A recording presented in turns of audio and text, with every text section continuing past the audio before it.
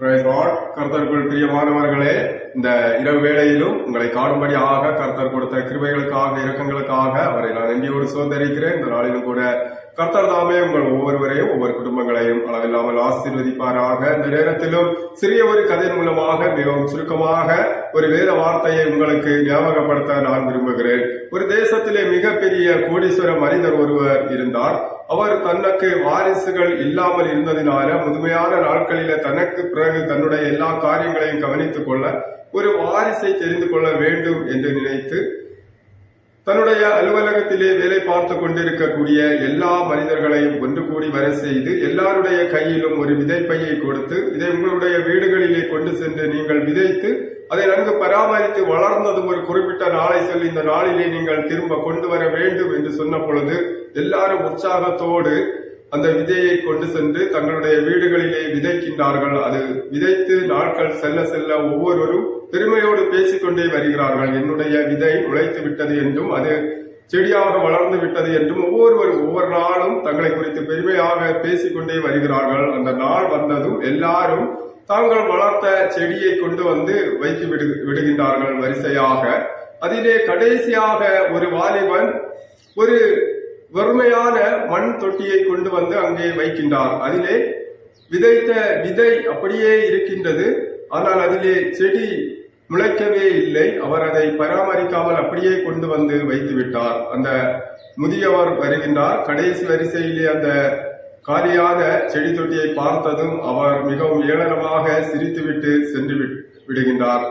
பின்பு எல்லாரும் ஒன்று கூடி வந்ததும் அவர் அந்த கடைசி வரிசையிலே இருந்த மண் தொட்டியை கொண்டு வந்த வாலிபனை அழைத்து, இவரை என்னுடைய வாரிசாக தெரிந்து கொண்டேன் என்று சொல்லுகின்றார். எல்லாருக்கும் மிகவும் அதிர்ச்சி ஆகிவிட்டது. நாம் இப்படியாக நன்கு பராமரித்து கொண்டு வந்த செடிகளை எல்லாம் அவர் தேர்வு செய்யாமல் வெறும் மண் தொட்டியை கொண்டு வந்தவனை தேர்வு செய்து விட்டார் என்று மிகவும் குழப்பத்தோடு காணப்படுகின்றார்கள். அப்பொழுது அந்த முதியவர் சொன்னார், நான் உங்களிடத்திலே தந்த விதைகள் எல்லாமே உயிரற்ற விதைகள், செத்த விதைகள், ஒன்றுக்கும் பிரயோஜனம் இல்லாத விதைகள். நீங்கள் விதைத்தது நல்ல விதைகள். அதனால் தான் உங்களுடைய விதை அது செடியாக மாறி இருக்கின்றது. நீங்கள் நான் தந்த விதையை விதைக்காமல் கடைகளிலே சென்று சீக்கிரத்தில் முளைக்கக்கூடிய விதைகளை நீங்கள் கேட்டு வாங்கி விதைத்து இருக்கின்றீர்கள் என்று அவர் சொன்ன பொழுது எல்லாருக்கும் அதிர்ச்சி ஆகிவிட்டது. உண்மை அதுதான்.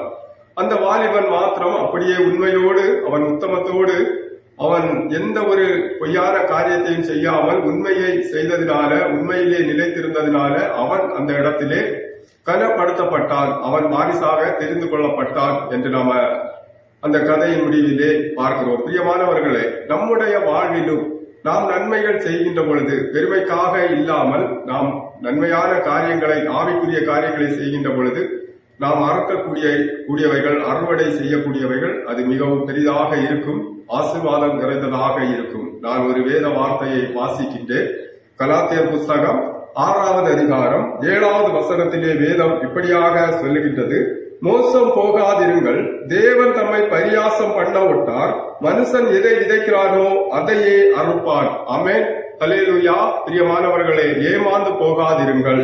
நாம எதை விதைக்கிறோமோ அதையே அறுப்போம். தேவன் தம்மை பரியாசம் பண்ண விட்டார். ஒருபோதும் நம்முடைய தேவன் ஏமாந்து போவதில்லை. அவருக்கு முன்பாக நாம் எதை செய்கிறோமோ, எதை விதைக்கிறோமோ அதையே அறுவடை செய்வோம் என்று வசனம் நமக்கு சொல்லுகின்றது. ஆமென், ஹல்லேலூயா. இந்த நாளிலும் கூட பிரியமானவர்களே, நன்மையானவற்றை நாம் அறுவடை செய்யக்கூடியவர்களாக இருக்க வேண்டுமே. ஆனால் நன்மையானவற்றை செய்யக்கூடியவர்களாக இருக்க வேண்டும். ஆவிக்குரிய காரியங்களை செய்கின்ற பொழுது வரக்கூடிய நன்மையும் ஐஸ்வர்யமும் ஆசீர்வாதமும் அது மிகவும் பெரிதாக இருக்கும்.